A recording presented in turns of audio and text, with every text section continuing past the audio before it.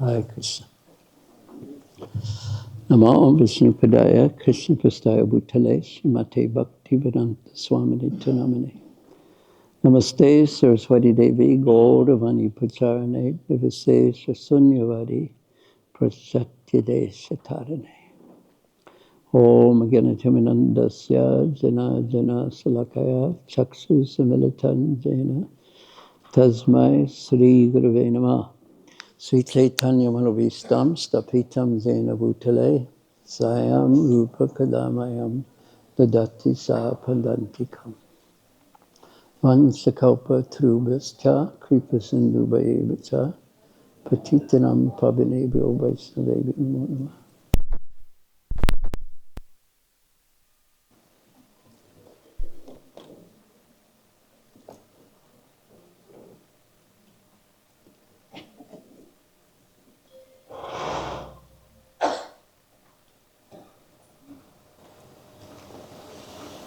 Hare Krishna.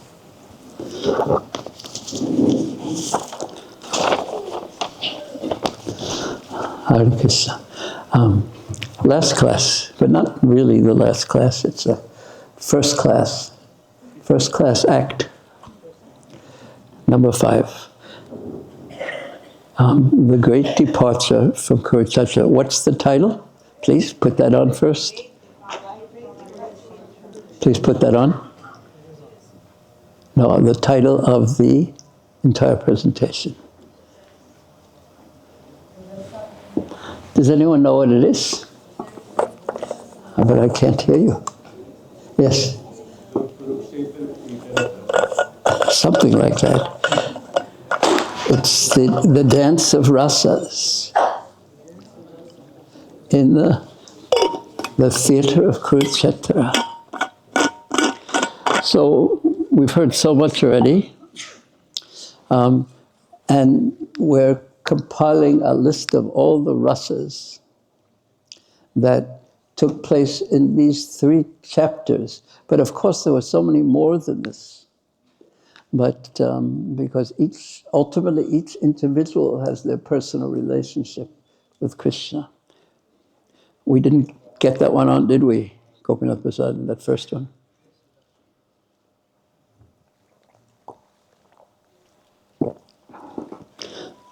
Okay, never mind.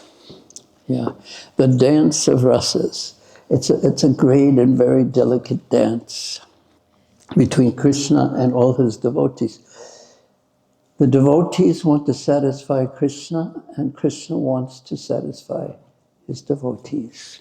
So if you could put up the different rasas that have occurred so far in the different acts.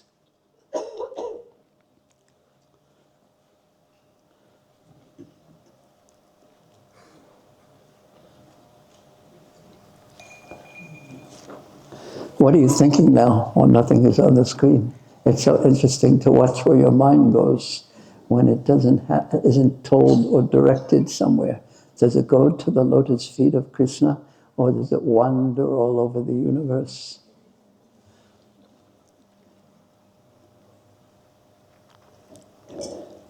So the kings, the Yadus, Rohini, Devaki, Yashoda Devi, Uddhav, the gopis, especially Sri Radha, Yudhisthira Maharaj before all the queens. And yes, and then next, please. Yudhisthira and the Kurus, they all had a relationship with Krishna that was so intimate, yet they knew he was the Supreme Lord. Then Draupadi, who asked the question to all the different queens, Satyabhama, out of the 8 prominent queens, Satyabhama had a different relationship. It was more equal. She didn't say, I want to just be his maidservant forever and wash his feet and things like that. She was very strong-natured, but it was all based on love for Krishna. Rohini and the other 16,000 queens, they had a desire that was connected to Braja. And while the other queens, even though they were more prominent, they were satisfied by being queens of Krishna in that opposite position of Dwarka. But the 16,100, there was Braj in there. They wanted that Krishna. They had heard from Uddhav about that Krishna in Braj and how the residents of Braj related to them, because Uddhav had been there and they wanted to taste that. Then here we'll hear about, the sages is what we heard about yesterday, the sages. Does anyone remember anything from that?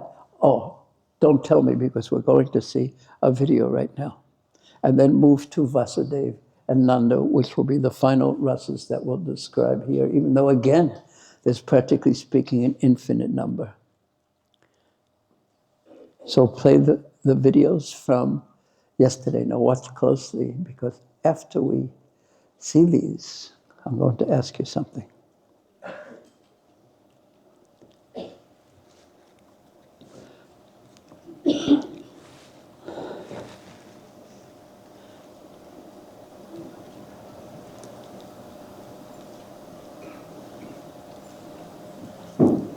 What are you thinking as you wait?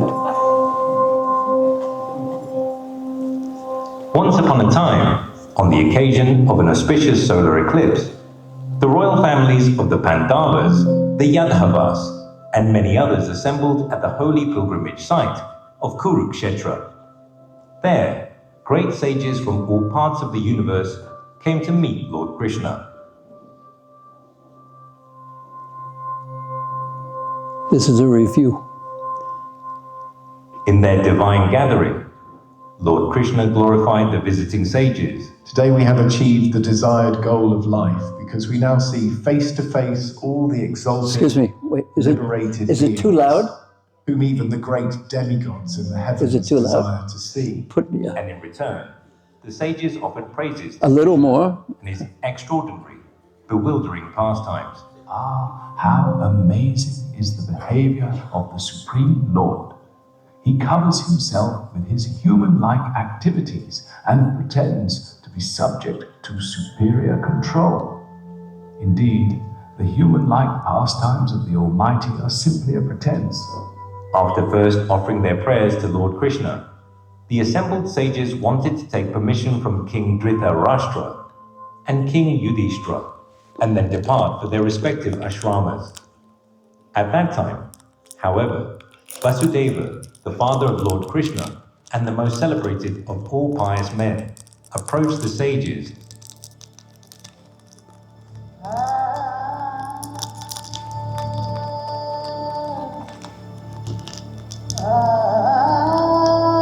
My dear great sages, you are more respected than the demigods.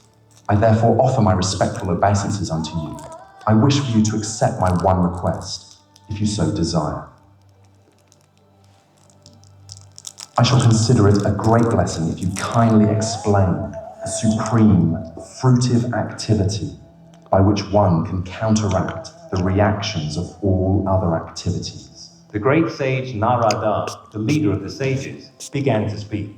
My dear sages, it is not very difficult to understand that because of his great goodness and simplicity, Vasudeva, who has become the father of the personality of Godhead by accepting Krishna as his son, is inclined to ask us about his welfare.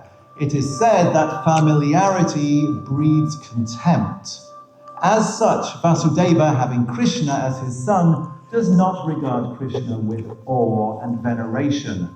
Sometimes it is seen that persons living on the bank of the Ganges do not consider the Ganges very important, and they go far away to take their baths at a place of pilgrimage. There is no need for Vasudeva to ask us for instruction when Lord Krishna is personally present, because his knowledge is never second in any circumstance. His knowledge is not affected by the process of creation, maintenance, and annihilation, nor is it ever influenced by any agency beyond himself, nor is it agitated by the interactions of the material qualities, or changed in the course of time. His transcendental form is full of knowledge which never becomes agitated by ignorance, pride, attachment, envy, or sense enjoyment. His knowledge is never subject to the laws of karma regarding pious or impious activities, nor is it influenced by the three modes of material energy. No one is greater than or equal to him, because he is the supreme authority, the personality of Godhead. The ordinary conditioned human being may think that the conditioned soul, who is covered by his materialistic senses, mind, and intelligence, is equal to Krishna. But Lord Krishna is just like the sun, which, although it sometimes may appear to be so, is never covered by the cloud, snow, or fog, or by other planets during an eclipse. When the eyes of less intelligent men are covered by such influences, they think the sun to be invisible. Similarly, persons who are influenced by senses addicted to material enjoyment cannot have a clear vision of the Supreme Personality of Godhead. O King, to counteract the reactions of fruitive activities and the desires impelling one to fruitive activities, one must, with faith and devotion, execute the prescribed sacrifices meant for worshipping Lord Vishnu. Lord Vishnu is the beneficiary of the results of all sacrificial performances. Great personalities and sages who are able to see everything clearly through the eyes of the revealed scriptures and possess vision of the three phases of the time element, namely past, present, and future, have unanimously recommended that to purify the dust of material contamination accumulated in the heart, and to clear the path of liberation and thereby achieve transcendental bliss, one must please Lord Vishnu.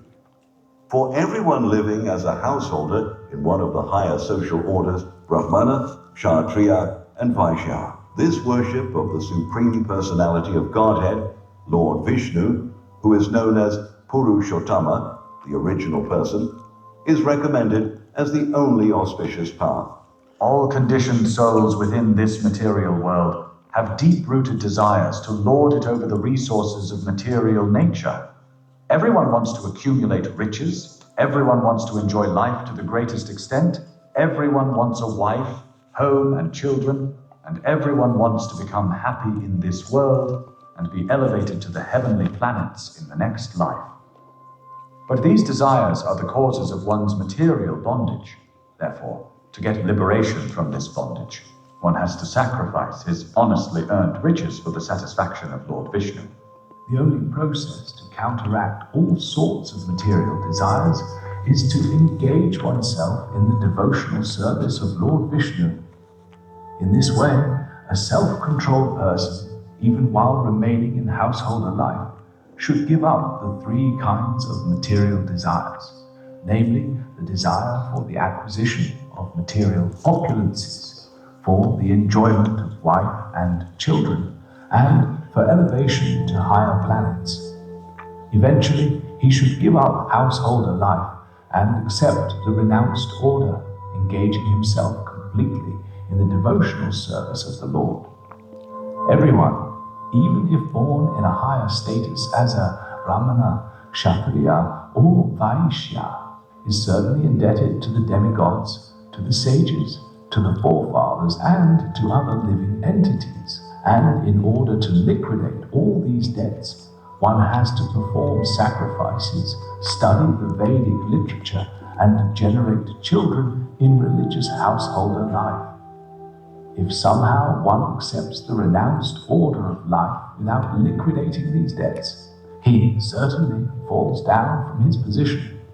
Today, you have already liquidated your debts to your forefathers and the sages. Now, by performing sacrifices, you can free yourself from indebtedness to the demigods and thus take complete shelter of the Supreme Personality of Godhead.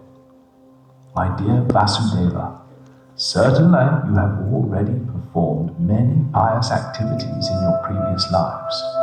Otherwise, how could you be the father of Krishna and Balarama, the Supreme Personality of Godhead?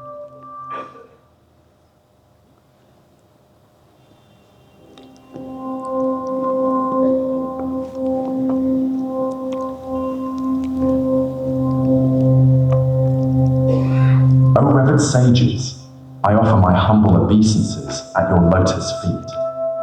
Your presence sanctifies this place of pilgrimage. I beg you, out of your compassion, kindly perform the sacred yajna here, so that all may be blessed. So be it, O Vasudeva. We shall accept this noble task. For the yajna to be accomplished, you must arrange for the sacred items. Collect all the necessary paraphernalia and bring them here. Then we shall begin the sacrifice.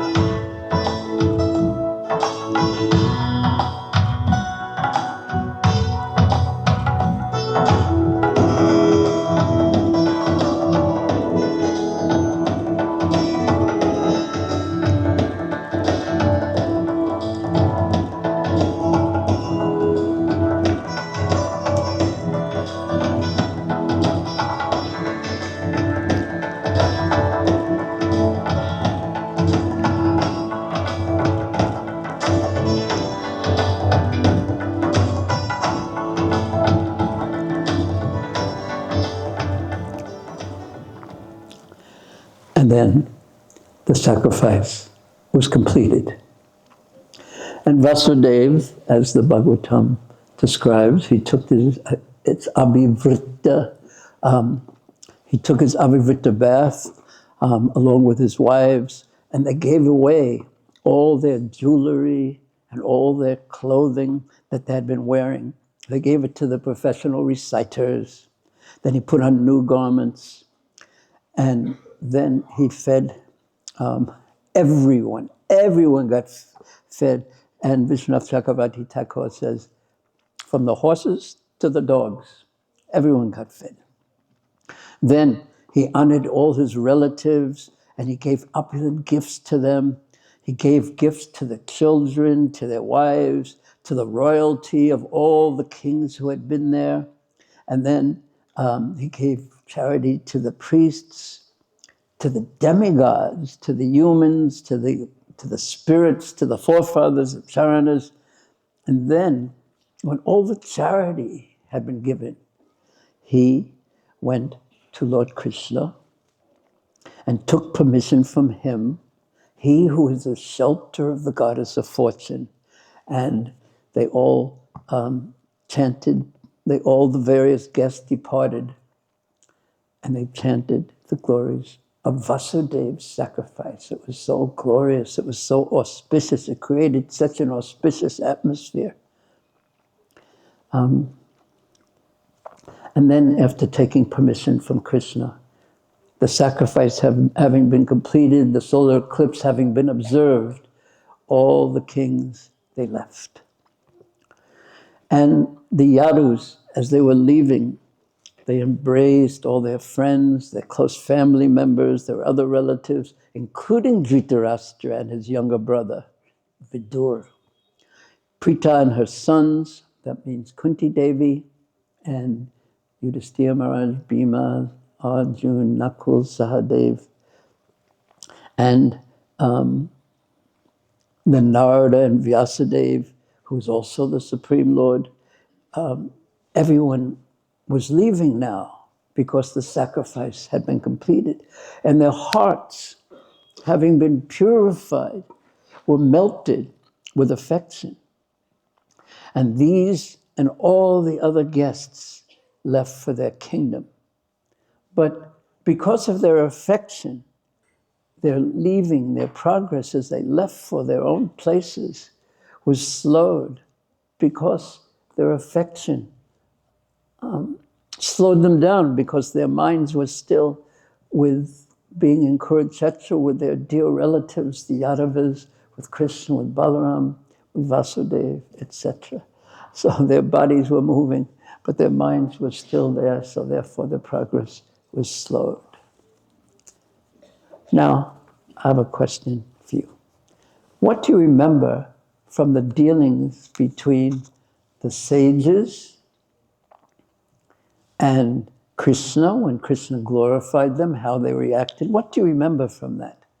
And then after that, Vasudeva asked them a question, and that also bewildered the sages.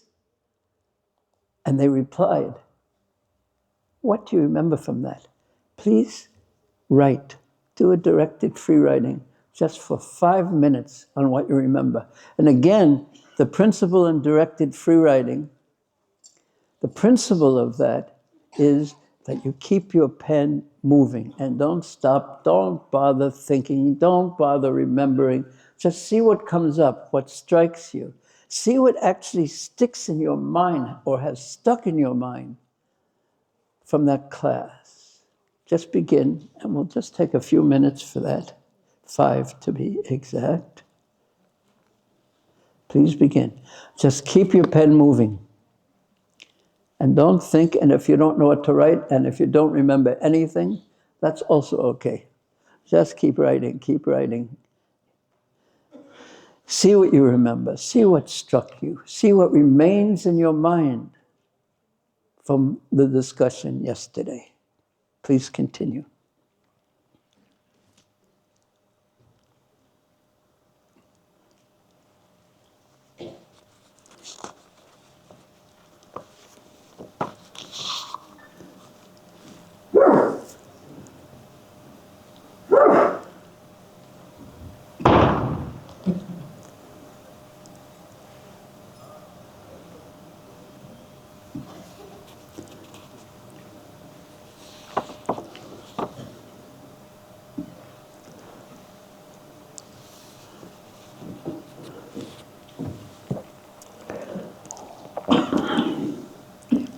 See how intelligent your pen is. Don't think, just write. See what struck you. It's interesting to note what you remember, if anything. Do you remember the discussions you had? What others remembered? What others found significant? See what comes out.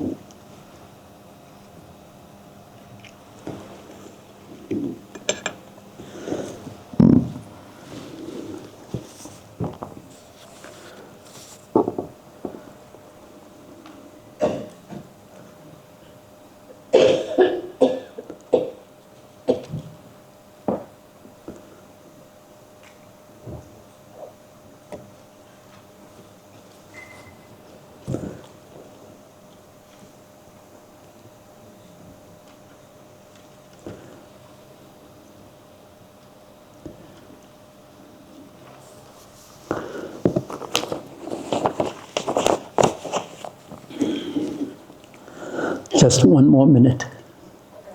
See if you can induce your pen to even write faster.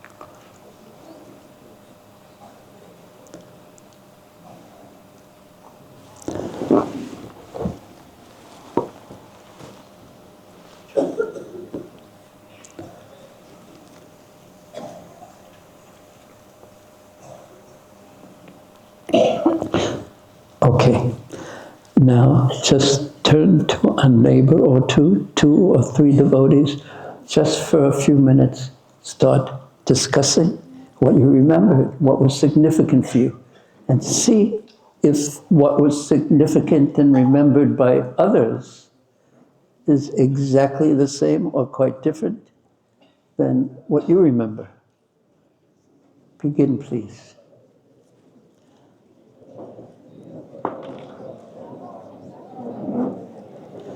Please talk to someone. Just join a group that's just near you. 2, 3, 4, it's okay.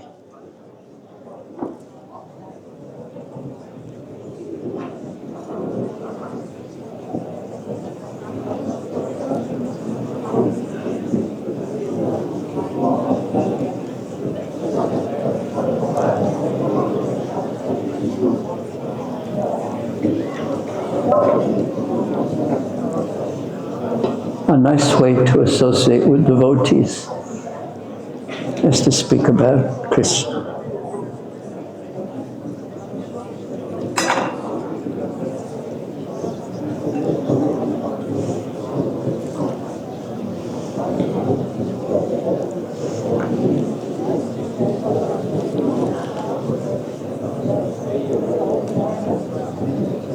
And hear about Krishna. And hear the realizations of others. A natural breeding ground for affection and friendship.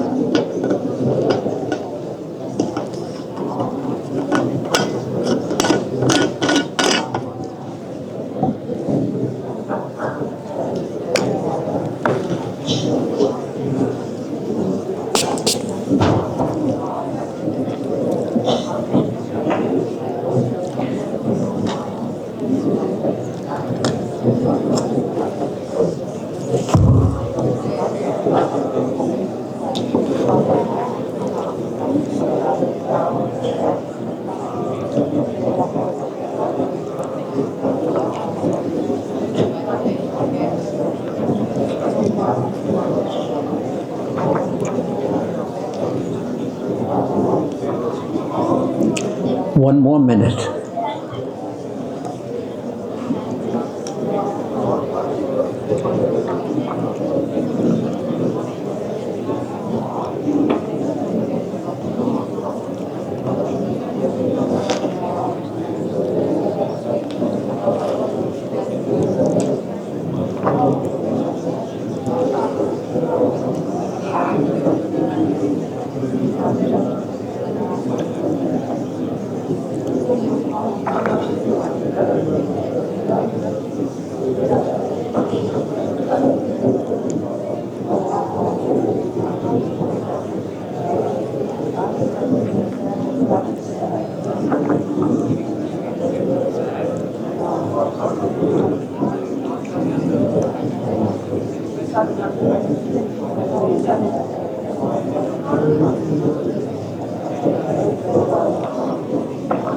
Okay, just another second or two. Now, here,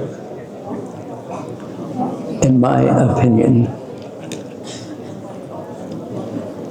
is where this concluding act becomes very interesting. It begins in this way. Everyone was leaving. Then, everyone left.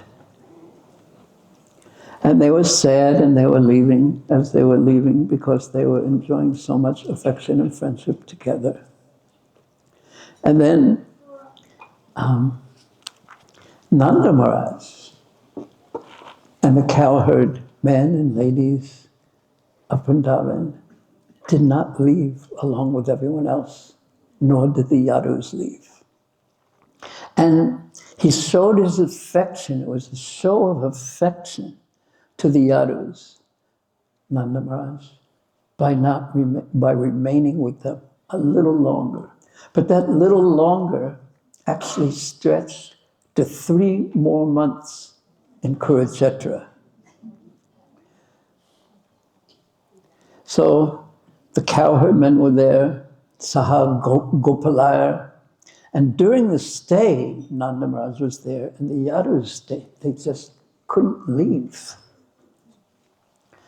During his stay, Nanda Maharaj's stay, Krishna and Balaram, Ugrasena, and the others, they honored Nanda continuously. With especially opulent worship, they would worship Nanda.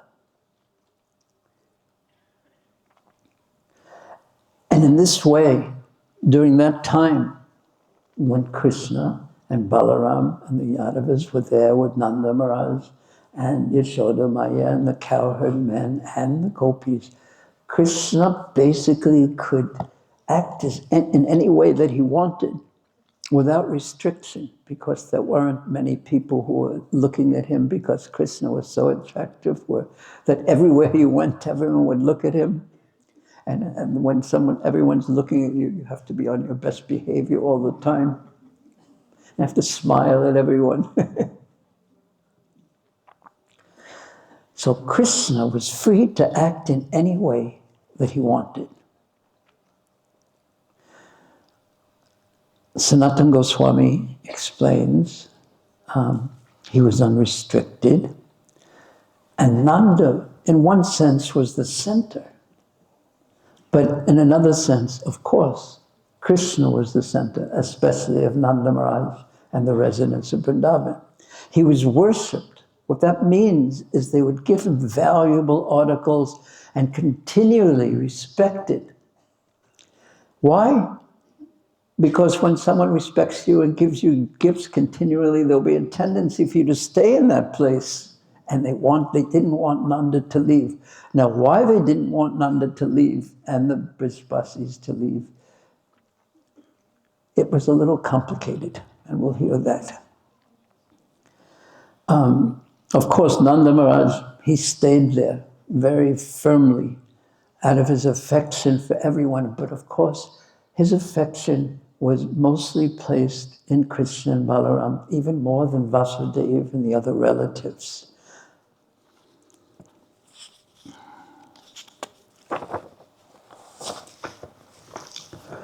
Having so easily now the attention of Srila Sukadeva Goswami, who's narrating this to Maharaj Parikshit, having so easily crossed over the great ocean of his ambition, Vasudeva felt fully satisfied. Pritamana, his mind was happy.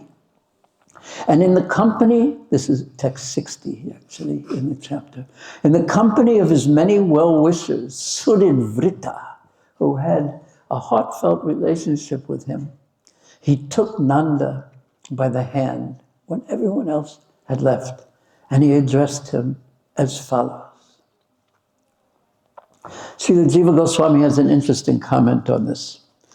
After the death of Kamsa, Vasudeva had a desire that he, along with Krishna and Balaram, should somewhere meet the people of Braja and have a huge festival with all his friends, sages, and kings. He was now pleased to have very easily crossed over that great ocean, which would have been hard to arrange. How do we get everyone together like this? By the mercy of the solar eclipse in Kurukshetra, everyone was assembled, and therefore he held the sacrifice, which was a great festival, in fact. But then, Srila Jiva Goswami continues, on another day, while he was surrounded by all his friends, with all his brothers and elders, all of them went to Nanda Maharaj's residence. He sat on a seat. He faced Nanda, and he took Nanda's hand in great affection. And he spoke to Nanda Maharaj. He had come to pacify Nanda Maharaj as the days were going. One day, one night, one day, one night, one day, one night. He came to pacify Nanda. That means he knew that something was not peaceful. A desire of Nanda's was unfulfilled, and he wanted to pacify him. He wanted to pacify Nanda because of the up-and-coming suffering. And here's where the tension really lies. And here's why Nanda Maharaj really had not left all these days and nights. He took Nanda's hand. He wanted to pacify him because he was perceiving that a great suffering was going to take place at the time of Nanda's separation from Krishna. He knew, it seems, that someone's heart was going to be broken at the time of separation. And he knew that it had to be Nanda's heart. And they had affection for each other. Srila Vasudeva said, indirectly, of course, my dear brother, God himself has tied the knot called affection. It tightly binds together so many different types of living beings. It seems to me that even great heroes and great mystics find it very difficult to free themselves from the affection of others and the affection that they have for others. So Vishwanath Chakravarti Thakur says, I think, saying Vasudeva's mind and thoughts, that these bonds of affection are hard to cut. Even for warriors, by their strength, they are hard to give up. And even by yogis, with their transcendental knowledge, they can't give up their affection for their family, for their other friends, yogis, etc. And Vishwanath says what really he has just said indirectly.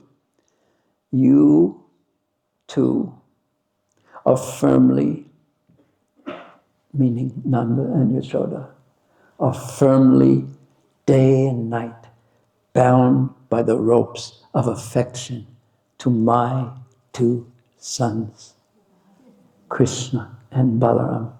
Everyone speaks so sweetly, but indirectly, everyone knows what's being said. I've noticed that in India very much, because this is the culture. So everyone, when you're talking to people, they don't really hear what you're saying, they hear what you're thinking. Vasudeva, out of the softness of his heart, doesn't want to hurt Nanda by leaving with Krishna and Balaram. And Nanda doesn't want to leave without Krishna and Balaram. Thus, 3 months passed. Jiva Goswami comments, in 4 verses, Vasudeva indicates that they are all dependent on Nanda. He addresses Nanda as his brother. They exchange so much affection. And since we are brothers, Jiva Goswami says, there's no difference how we see our children. Since affection is created by the Lord, it's difficult to overcome, but it really doesn't make any difference whether you have them or I have them, and I'm taking them. He doesn't say that quite as directly as that. And then he adds a little twist to it. Vasudeva continues, indeed, the Supreme Lord must have created the bonds of affection for such exalted saints as you both, Nanda Yashoda. You have never stopped showing me matchless friendships towards us who are completely ungrateful. What he's saying is predicting the future. I'm going to take them, even though you've served us and are so affectionate to us. He's saying, I'm ungrateful because I'm taking them, although it has never been properly reciprocated, and that will continue. I will not reciprocate you and fulfill with your desires. He's clearly not planning, or he's planning to not reciprocate with the affection that Nanda showed him according to the way he was looking at it. Jiva Goswami says, you have never stopped showing us and everyone related to us causeless friendship, although we live far away and we have committed offenses to you. We could put that in the present continuous and the future tense also. We have committed offenses to you, but you've been living without Krishna Balaram, and we're going to continue committing offenses and hurting to you. But yet, there's transcendental affection, not only with Krishna and Balaram on both cases, on both sides, but with each other. But yet, they want Krishna with them. And Nanda Maharaj and Yashoda, they must have Krishna with them. To us who cannot show friendship, Jiva Goswami continues, you who are correct in conduct, you don't stop at any time your incomparable friendship and affection without any expectation.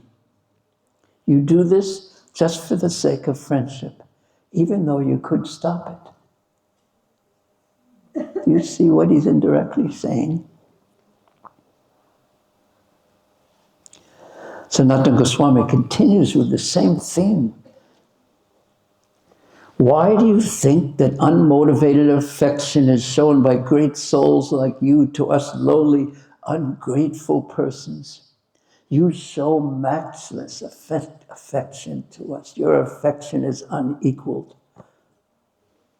He addresses Nanda as the greatest to indicate his low position out of politeness, out of his humility, and that affection has never stopped at any time, although we are far away and we have committed offenses.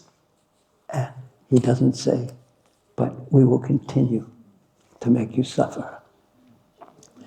Previously, my dear brother, we did nothing to benefit you because we were unable to do so. We were in prison. Yet even now that you are present before us, our eyes are so blinded by the intoxication of material good fortune, we continue to ignore you. He doesn't say, and your needs.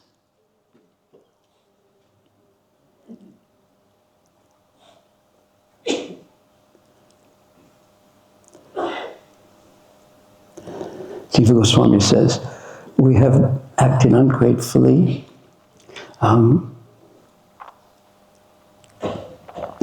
Even now, when you're standing before us, what to speak of when you are far away after the separation takes place. And Sanatana Goswami says, because of the increase of our family members, we look elsewhere. We have ignored you. He's apologizing in advance. Or we did not see you first. Although you are proper in conduct, always you are a saintly person. We do not give regard with affectionate conduct because we have lost our knowledge. Next verse.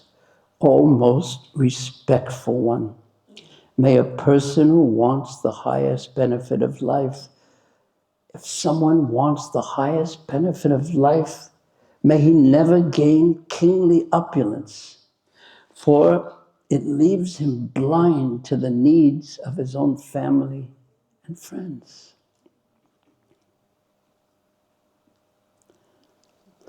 Jiva Goswami says, O Nanda, who respects others, even having wealth, you have wealth. I have said that I've neglected you before when I was in prison. I couldn't do anything about it, and now I have great wealth and opulence. And for years we had great wealth and opulence and influence, and we rejected you. We didn't show any gratitude to you. Even after having wealth, you give respect to others. You're actually the one who deserves wealth. Then Sukadeva Goswami says, Vasudev's heart was softened by feelings of intimate sympathy. Vasudeva wept. His eyes were brimmed with tears as he remembered the friendship Nanda had shown him. Vishwanath Chakravarti Thakur pierces through all this polite dialogue. Breaking your misconception, Nanda's intention was completely different from Vasudev's intention. Quote, Vasudev's actually saying, breaking your misconception that Krishna is your son, I will now take my son. Nanda is saying, breaking your misconception that Krishna is your son, I will now take my son and go to Braja. This is what Nanda is thinking. Because this was a very, very heavy statement. He never could actually say this to Vasudeva. Because being a gentle soul, he could not hurt Vasudeva's feelings in that way because he had so much affection for Vasudeva. So, because he was feeling this, and he wanted to say it, and day by day he was staying in Kurukshetra, wanting to say this, that I'm now going to take my son to Braja, but he couldn't do it because he didn't want to hurt Vasudeva's feelings. And by doing so, he who was affectionate to his friend Vasudeva, he would act unaffectionately to Vasudeva. He couldn't say something that was going to hurt Vasudeva's feelings. And every day, Srila Vishwanath Chakravarti Thakur continues, Nanda would think, I will stay here today and depart with my son to Braja tomorrow. But because of the exchange of prema between himself and Krishna and Balaram, because at that time he was also exchanging with Krishna and Balaram, and Krishna and Balaram Krishna was exchanging with them, and also Krishna was actually exchanging with the gopis at that time too. And in this way, because of this complicated dealing and relationship, he stayed for 3 months.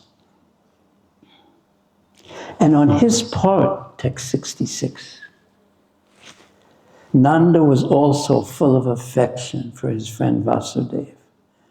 Thus, during the following days, day after day, Nanda would repeatedly announce,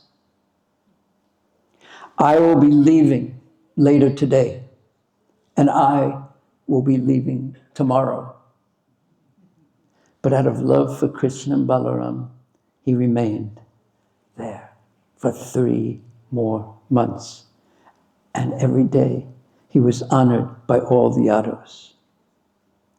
Here is the BBT purport. After settling that he would leave first thing in the morning, Nanda would then decide I'll go, I will leave later today. And then when the afternoon came, he would say, I'll just stay till tomorrow. And Srila Vishwanath Chakravarti Thakur suggests one possible reason for his procrastination was that Nanda secretly wanted to take Krishna back with him to Braja. But he didn't want to break Vasudev's heart. Thus, his indecision, this internal conflict continued for 3 months. Damodar Prabhu, could you play? Now we'll hear quite a wonderful comment on all this by Srila Vishwanath Chakravarti Thakur. What are you thinking right now? I hope it's deeply Krishna conscious. Then,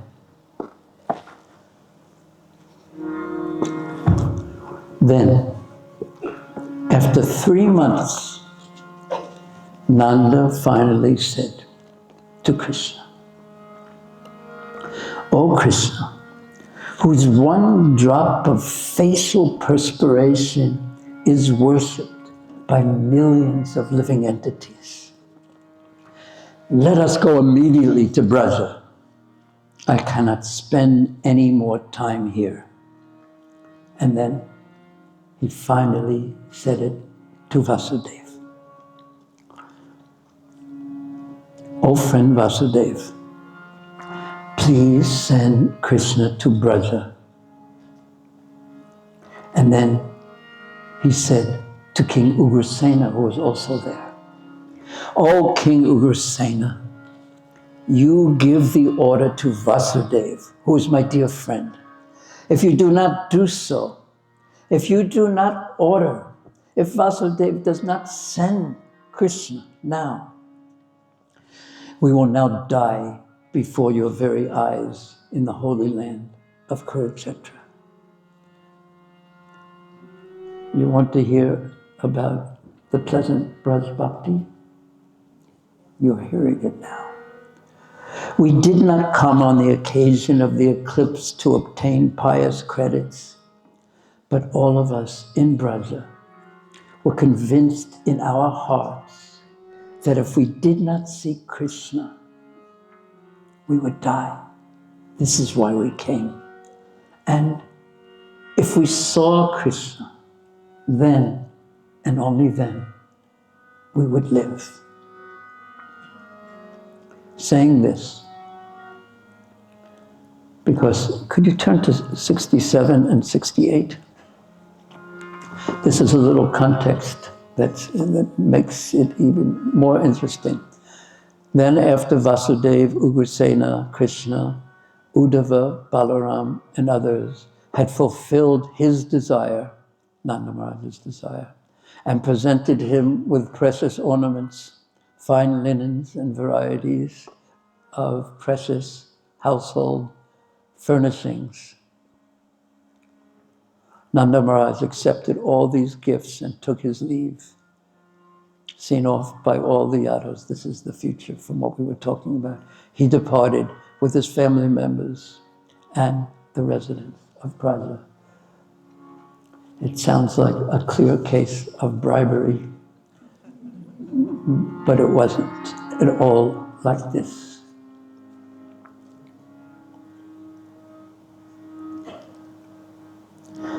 Vasudeva, being knowledgeable of time and place and what was really going on, he understood clearly what was going on. And he took advice from his friends on how to deal with this very difficult situation. He spoke to satisfy Nanda. Now, what do you think he said? Yes, Nanda. Well, here's choice one. My dear Nanda, I know your love for Krishna, so you can leave now, if you want, with Krishna and Balaram. Even though it is difficult for us, we don't want to see any difficulty for you. So please, they will go with you. Do you think that's what Vasudeva replied to Nanda in this way? All those who think that way, please raise your hand. I don't notice anyone thinking in that way. This is what he said. "Oh friend, King of Braja, you speak truthfully. But how can I approve of any bad feeling toward a friend like you? Therefore, by all means, I will send Krishna to Braja." Now, what's the next word? Who can guess what the next word is? But, yes. But now, let him take all of us with relatives, friends, and women to Dwarka. Then on another day, at an auspicious moment, I will let him go to Braja with no obstructions. I swear to this more than 1,000 times. We have come with Krishna, and without him, how can we return home? What will people say? Oh, Nanda, you are learned in all matters. Please permit this. And please tell me of my offense in requesting this of you. And then Ugrasena, who was right there, he supported not Nanda, but Vasudeva. He said, "Oh, King of Braja, oh Nanda, I am the surety, I am the guarantee of this. I swear it to you. Even if by force it is required, I will send Krishna to Braja." Of course, they didn't. And of course, they couldn't. Just like when Sri Chaitanya Mahaprabhu was in Jagannath Puri, he wanted to go to Braja. And despite his desire, and despite the fact that love is often defined as giving up one's own pleasure to give the other pleasure, the beloved pleasure, one time after the next, they made up excuses. When it was Gaur Purnima time or holy time, they said, yes, but now it is so hot in Braja. Just wait till later in the year. Why don't you go after Ram Vijay? And then it is even more hot there now. Why don't you just see the Rath Yatra ceremony, and then when the rains come, when it's cooler, then you can go to Braja. And then when the rains came and it was cooler, it is so difficult to travel in the rainy season. Just wait till Kartik comes, then Kartik, and later. I think it is too cold in Kartik for you to go. Why don't you wait till holy ceremony again when it's much warmer? And for 2 years they said this. And amazingly enough, Chaitanya Mahaprabhu agreed, because this was the sweetness of their relationship. And Mahaprabhu is submissive to his devotees, which is a very important point if one wants to advance in bhakti, because Mahaprabhu is very submissive to his devotees, and he would not go without their permission until after 2 years he said, "Stop tricking me. I know what you're doing. I want to go to Braja. Is this proper what you're doing?" And they replied immediately, "You are the supreme independent personality of Godhead. You can do as you like. No one can stop you from doing what you like." And then Mahaprabhu, but still stay another few more days to Ram Vijaya and everything will be okay, and then you can leave. And Mahaprabhu then finally left without telling anyone. Basically in the middle of the night he went to Lord Jagannath and took his permission, and then left for Braja. And so many times I thought, how could they do this? This defies the principle of love. It sounds like selfishness. But in fact, it is the principle of spontaneous love. They could not say, yes, you can go, until Mahaprabhu said, now is the time, I am going. And then they immediately said yes. They couldn't do it.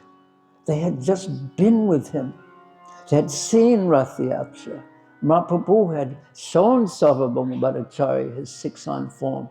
He had given them the highest ecstasies. He had sprinkled them with the tears shooting from his eyes.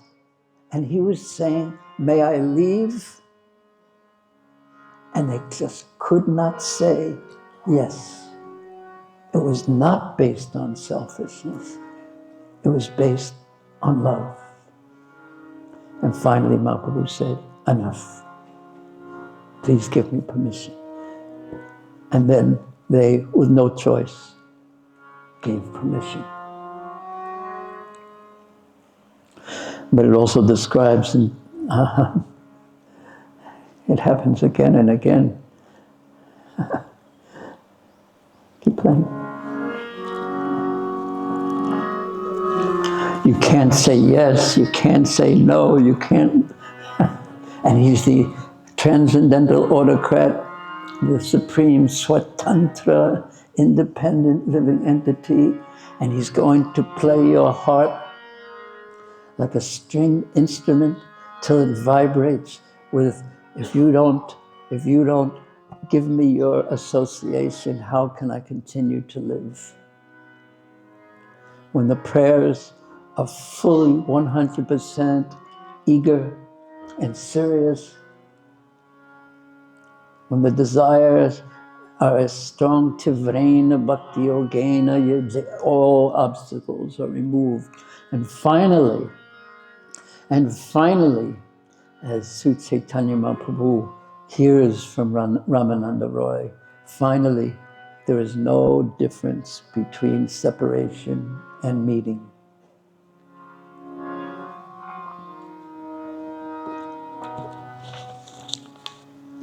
Srila Vishwanath Chakravarti Thakur continues.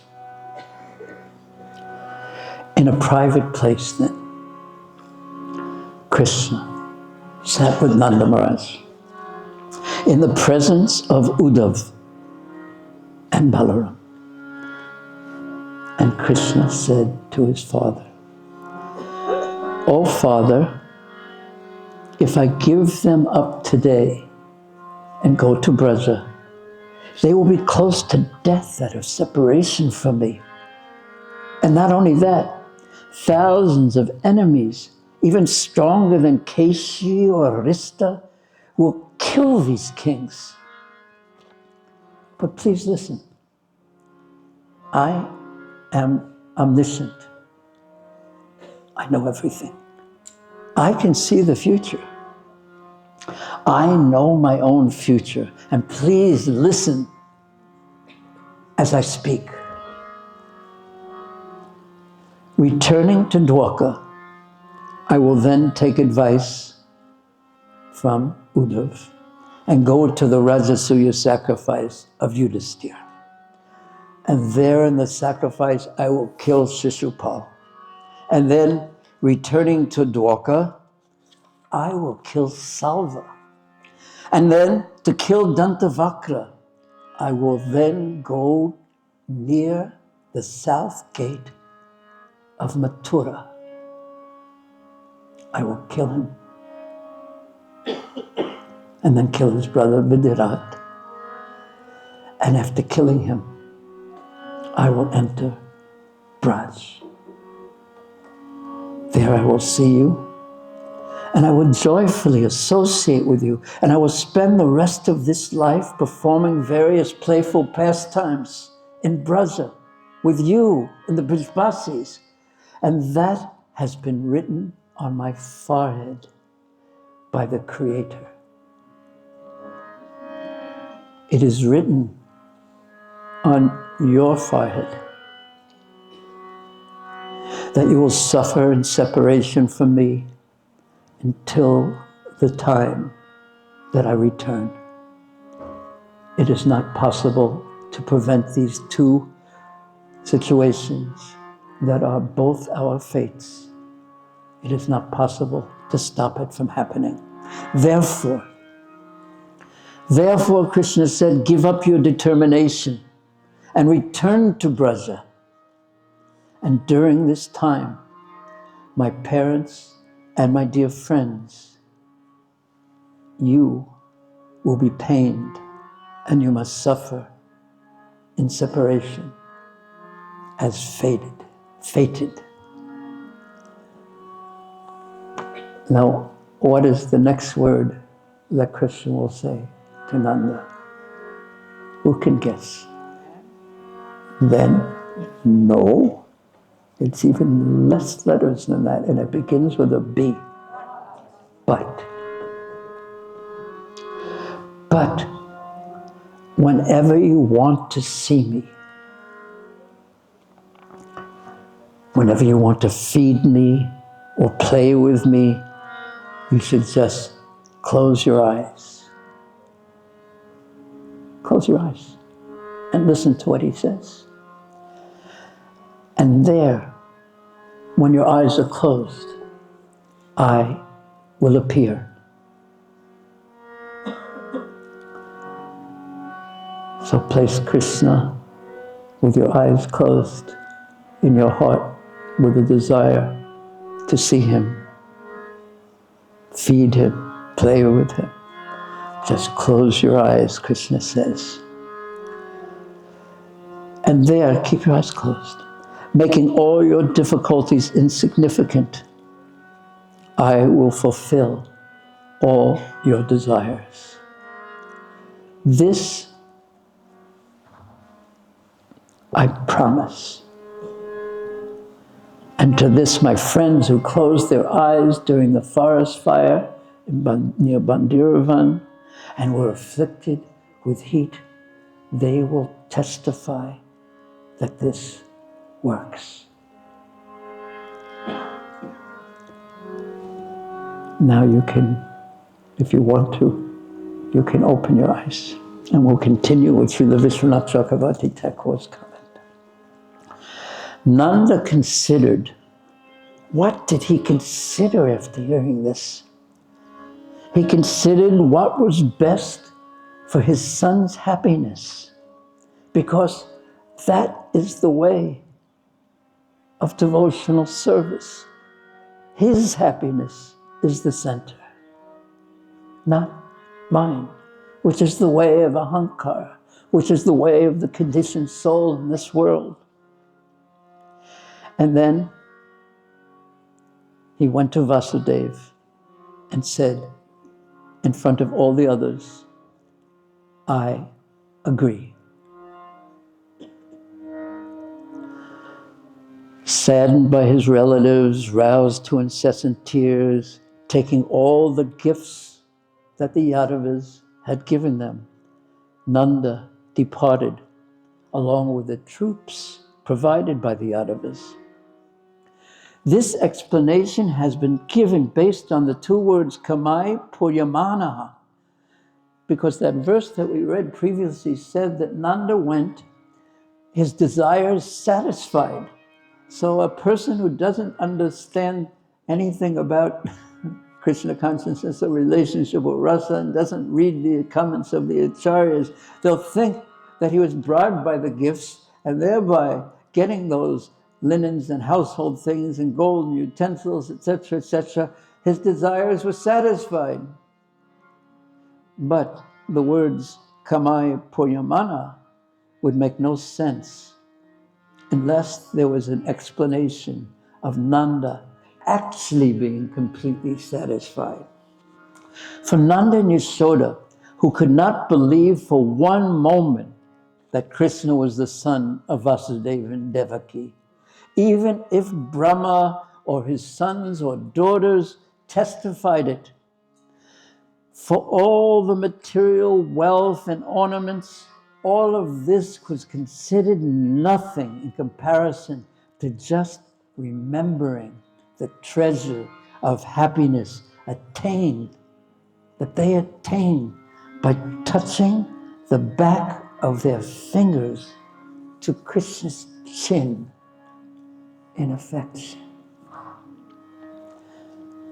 How, then, would it be possible to satisfy Nanda and Yashoda with millions of silks and millions of valuable furnishings given by Vasudeva?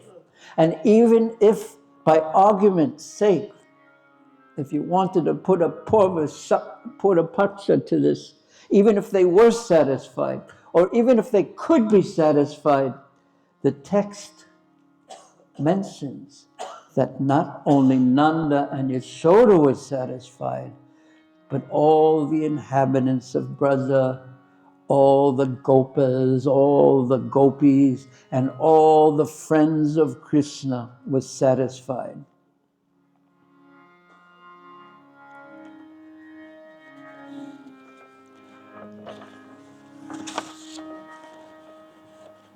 Simply by getting some valuable ornaments, cloth, and jewels. And with those jewels, they were satisfied and departed to Braja. If that were the case, then the prema, the love of all the inhabitants of Braja, must have disappeared completely. Because Srila Vishwanath Chakravarti Thakur says, if that were true, the statements in the Bhakti Rasamrita Sindhu is understood that the characteristic of prema is extreme possessiveness, mamata. He is mine. Therefore, any explanation that they were satisfied by the cloth and the jewels and the gold and the ornaments and the household utensils should be rejected. We're getting a glimpse of what Braja Bhakti is, and how easily and very sadly and unfortunately I can become purchased by non-Krishna things. And in doing so, looking at it from the positive point of view, I will learn by my bad experience that nothing can satisfy except for prema bhakti. And looking at it from the negative point of view, how unfortunate and foolish I am. Text 67, 68, which we read briefly before. Then, after Vasudeva and Ugrasena, Krishna, Uddhav, Balaram, and others had fulfilled his desires, Nanda's desires, Kamai Pujamana, and presented him with precious ornaments, fine linens, and varieties of priceless household furnishings. Nanda Maharaj accepted all these gifts and took his leave. He was seen off, or they were seen off, by all the yadus. He departed with his family members and the residents of Braja.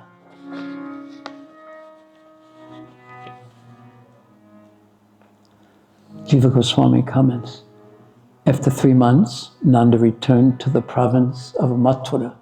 He went with the people of Braja since they all were necessary for Krishna's pastimes in Braja. He went because he expected Krishna to come after he killed all the remaining enemies, the demons. He was satisfied with all the desirables given by Krishna, Balaram, Uddhav, Vasudeva, Ugrasena, and the Yadavas. Though his real desires were not openly stated, he was completely satisfied by Krishna's promise. He had faith in Krishna's words. Jiva Goswami continues saying, the destruction of the enemies ended with the killing of Dantavakra, and we know Vidyarata, but still Vasudeva and others did not accept. Even at this time, they could not accept that Krishna would go. These are the words of Srila Jiva Goswami. Why?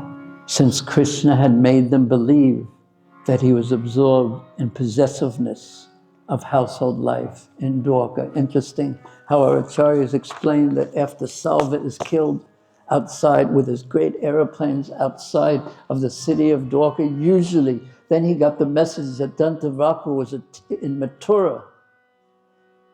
Because Dantavaka went to Mathura because it was so close to Braj, he knew he wanted to kill Krishna, and he knew that Krishna must come because of his affection for the Brijbasis, and he waited there.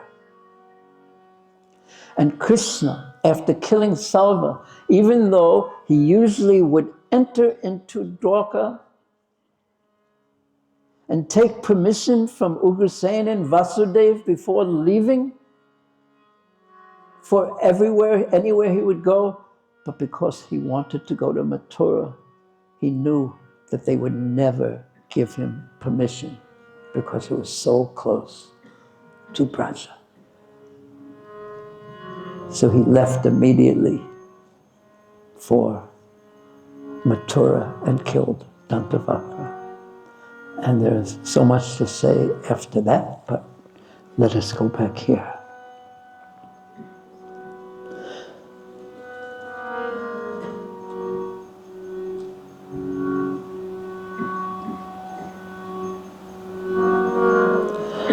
Sanatana Goswami comments, being satisfied with Vasudev, Nanda departed.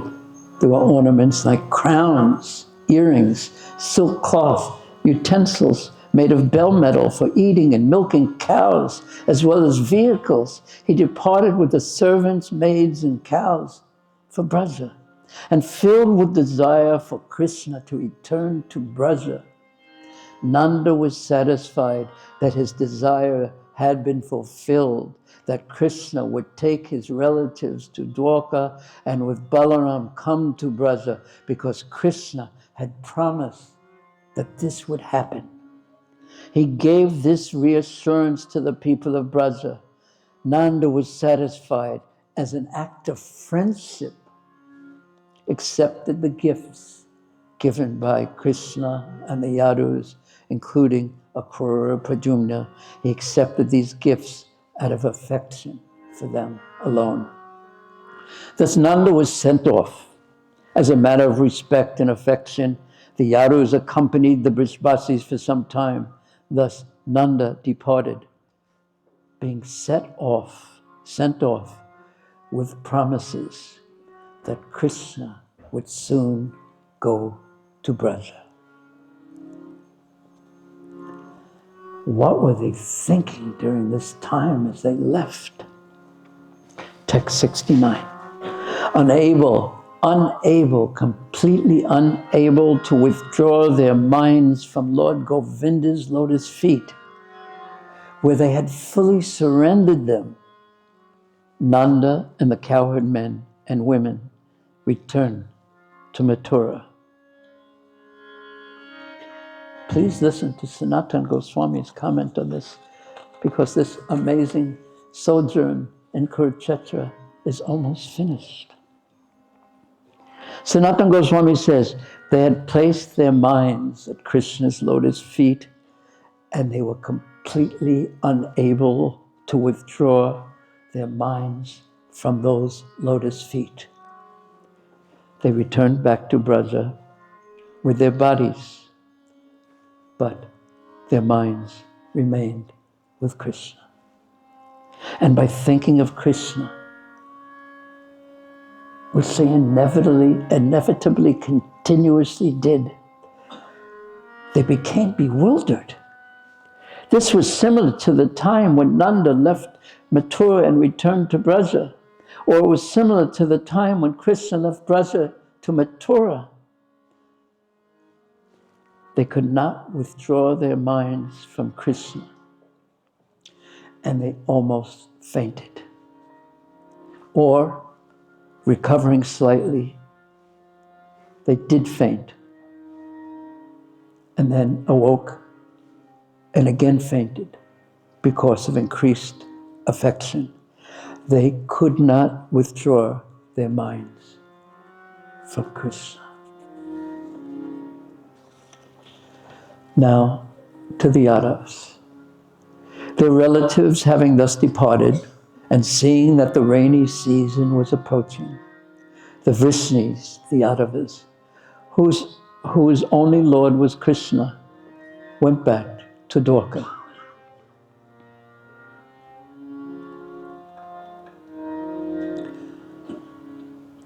They told the people of the city of Dwarka about the festive sacrifices performed by Vasudeva, the Lord of the Yadus, and about everything else that had happened during their pilgrimage, especially how they had met with their loved ones.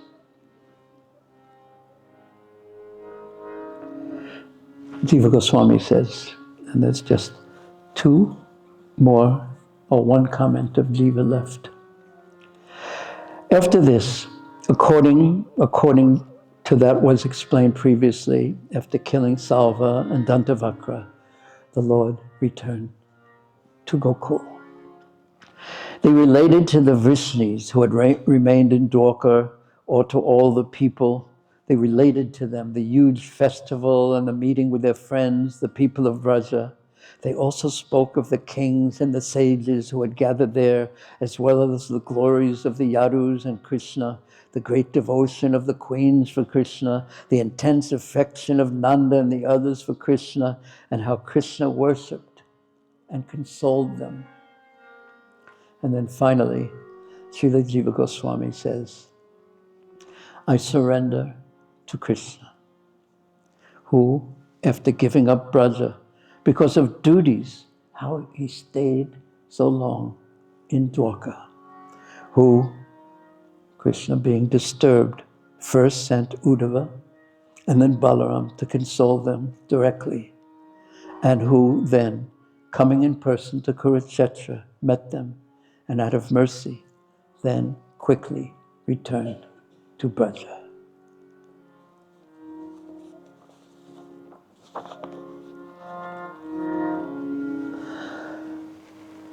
Hare Krishna. Everyone, just close your eyes and offer whatever prayers you'd like to offer, just for a minute or two. But we should see what Braja Bhakti means. It takes full surrender, full love, full commitment, detachment from all else but Krishna, and a desire to be with Krishna that overwhelms us and grows until Krishna can help but satisfy it.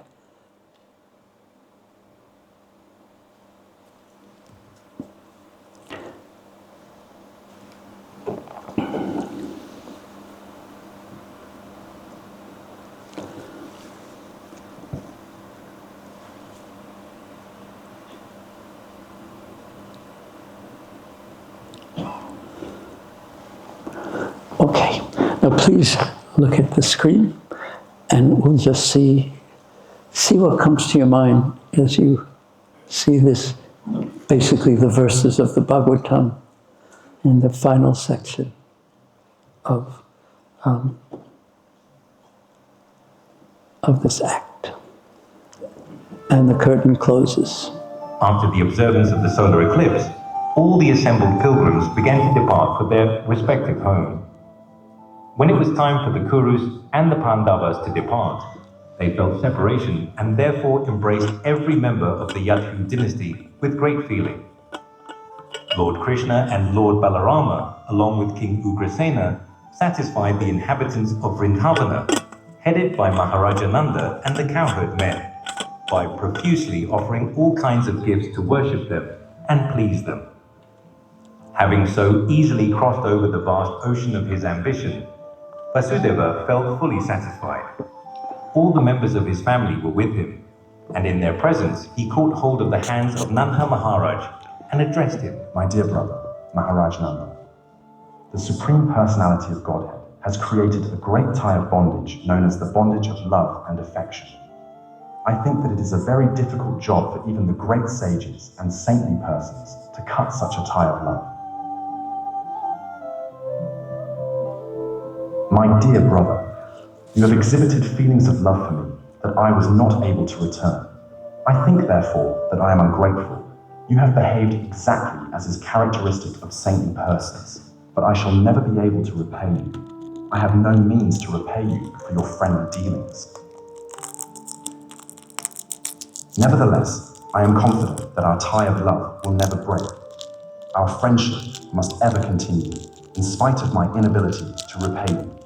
I hope you will excuse me for this inability.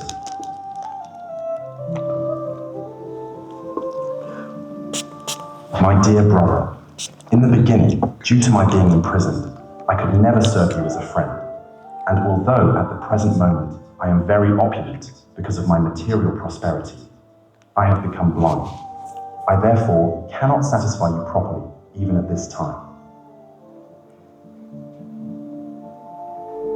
My dear brother, you are so nice and gentle that you offer all respect to others, but don't care for any respect for yourself.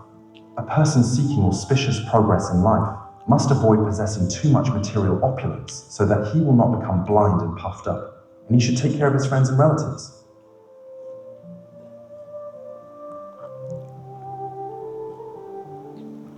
His heart softened by feelings of intimate sympathy. Vasudeva wept. His eyes brimmed with tears as he remembered the friendship Nanda had shown him.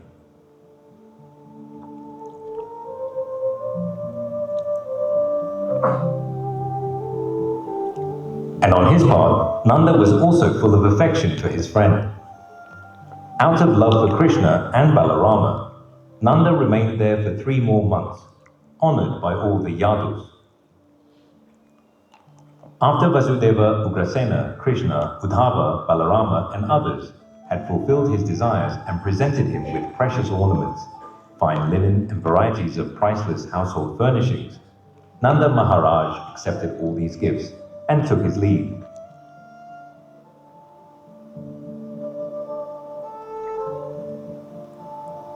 Seen off by all the Yadus, he departed with his family members and the residents of Vraja. Unable to withdraw their minds from Lord Govinda's lotus feet, where they had surrendered them, Nanda and the cowherd, men and women, returned to Mathura. Their relatives having thus departed, and seeing that the rainy season was approaching, the Vrishnis, whose only lord was Krishna, went back to Dwaraka. They told the people of the city about the festive sacrifices performed by Vasudeva, lord of the Yadus, and about everything else that had happened during their pilgrimage, especially how they had met with all their loved ones.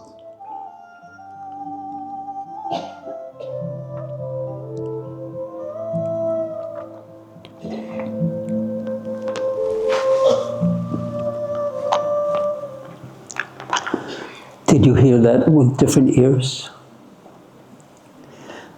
Okay, please do some directed free writing for a few minutes about what you heard, what you concluded, and perhaps even what you desire.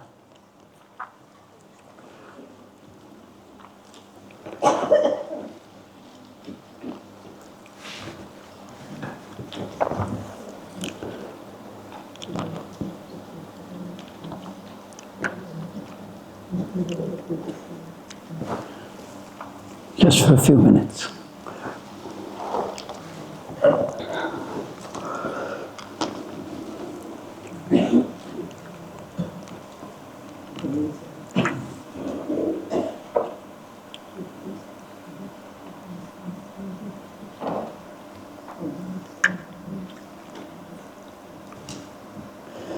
Please write.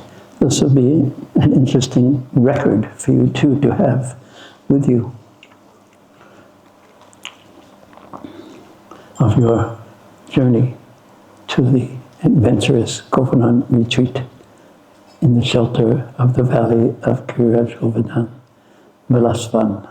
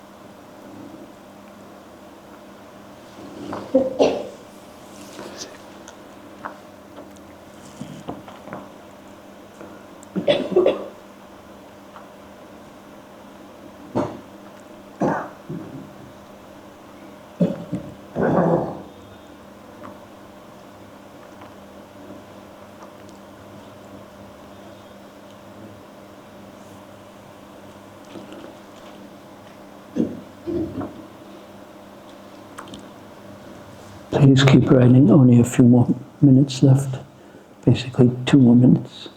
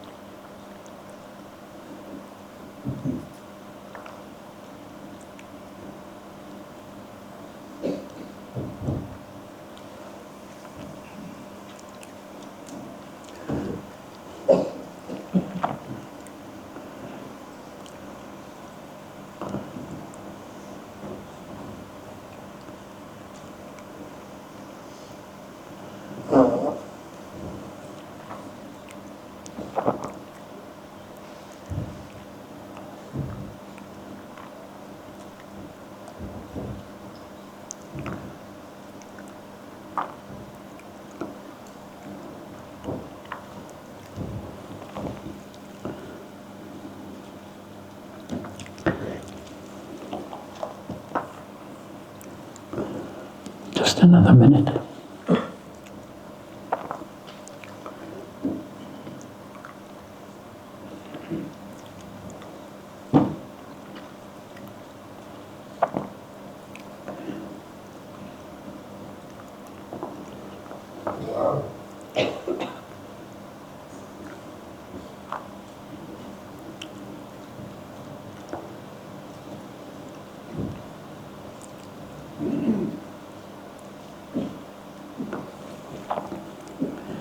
Now, soon, please stop writing, close your eyes, so keep your eyes closed. And then, in a meditative mood, go before Giriraj, Govardhana, close your eyes, and all your most beloved deities, or Vaishnavas, or all together. And just chant Krishna's names loudly in your mind, or maybe not loudly, and you can dance and pray, or make offerings, or all.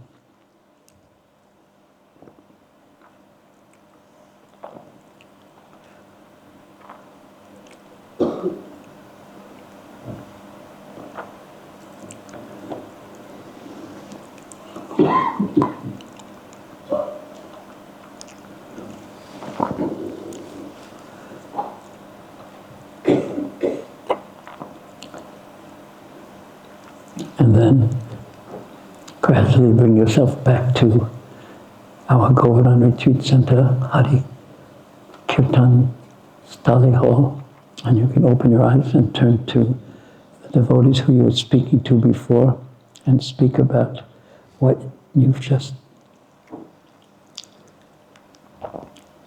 saw as meaningful in this katha and struck you.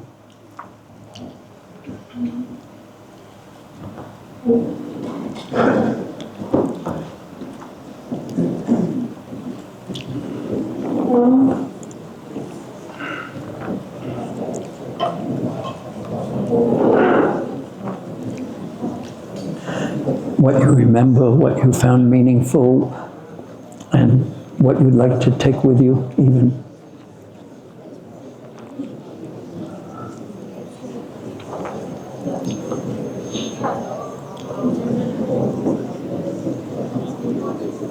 open up your hearts to each other as much as you feel comfortable.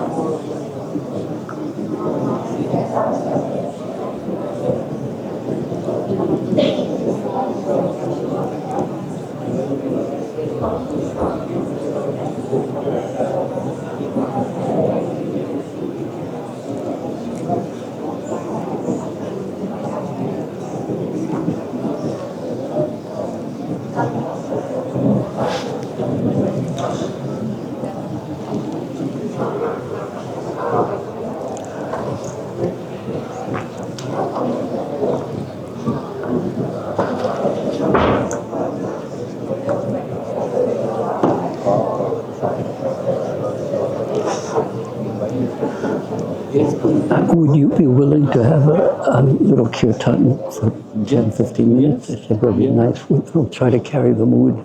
Yeah. Okay. Bhūrijana Prabhu, my question. So Bhagavatam says Nanda Maharaj left satisfied with the linen and jewels. And that's what that translation was. Yeah, but we hear also that they took the chariot and pulled it towards Vrindavana, and that's... It wasn't in any of the, what chariot? Was it not in the meeting of in Kurukshetra that at the end of it they were not satisfied and took and pulled the chariot towards Vrindavana? What chariot? Where Krishna said. Oh, it wasn't in the chariot is coming. Yeah, but we hear these two.